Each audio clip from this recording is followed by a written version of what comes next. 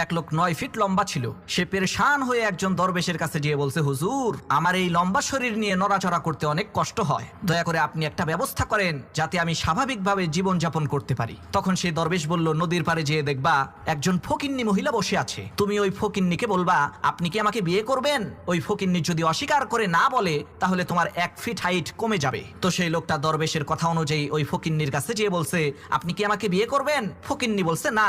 তখন সাথে সাথে 1 ফিট হাইট কমে গেছে। লোকটা চিন্তা করলো, 8 ফিট লম্বা, এটাও তো কম না, আর একটু খাটো হইলে ভালো হবে। সে আবার ওই ফকিন্নি মহিলাকে বলছে, আপনি কি আমার সাথে বিবাহ বন্ধনে আবদ্ধ হবেন।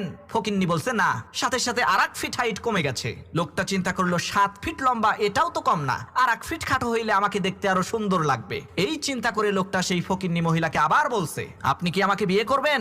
তখন সেই ফকিন্নি মহিলা বলছে, না না না না না। তখন সাথে সাথে লোকটা একেবারে ছাগলের বাচ্চার সমান হয়ে গেছে।